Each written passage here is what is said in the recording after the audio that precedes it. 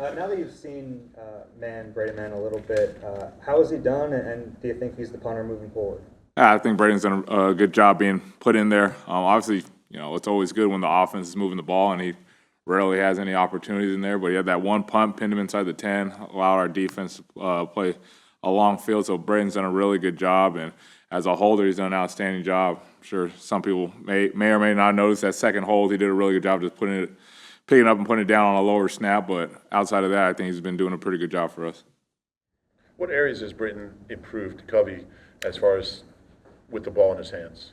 Yeah, it always goes back to just understanding what that team's doing. A lot of the times, early on in the season, you see a lot more punts or a little bit further down the field, whether it's just warm weather or in a dome. You kind of almost the opposing team almost outkicks their coverage, but allows Britain to get into his mindset of I'm going to puncture, then get outside, and he's done a really good job of just understanding what the punter's trying to do, what the coverage is trying to do. Are they more of a spread it out field side, or are they all pretty much converging? And a lot of the times it has to do with what the guys up front are doing for them.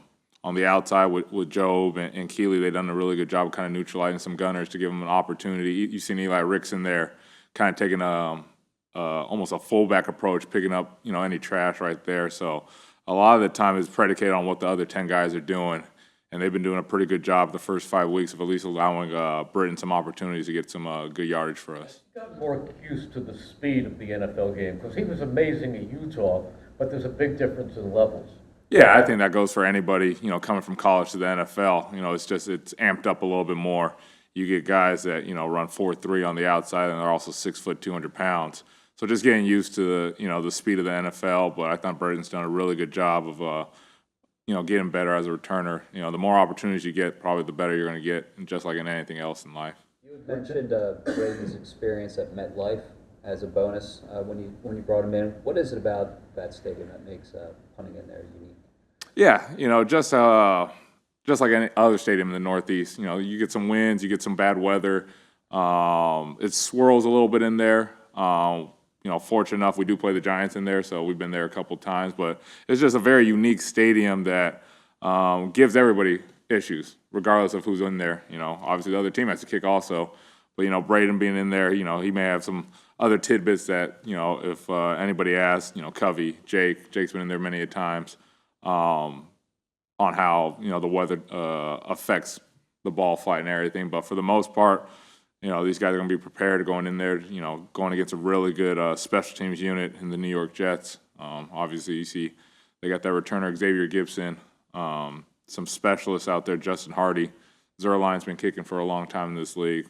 Brant does a great job with his units. He's been doing it for a long time, so we got our work cut out. When you look at Gibson, what challenges does he present to a coverage team?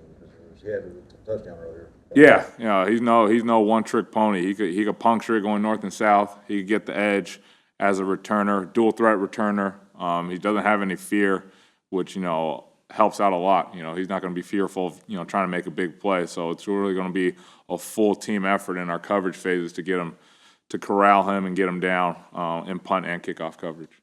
Kind of a weird question for you, Michael, but I don't think you guys had to cover a kick in Los Angeles because you had the man punt, and then Jake, I think, had all touchbacks. As a coordinator, how do you look at a game like that? Is that a positive, or is it, because you need your guys to be honed in on coverage? How do you kind of look at that when you get a clean game, I guess, from a kicking standpoint, no returns? Yeah, obviously you should only control what you can control. But that goes back to our practice. We rep our kickoff coverage and our punt coverage a lot, just to get ourselves ready for those opportunities. You never know what they could do. It could be line the guy up 9 deep and he wants to bring it out 9 deep. So we always got to be ready regardless of the situation in a dome, good weather, no wind.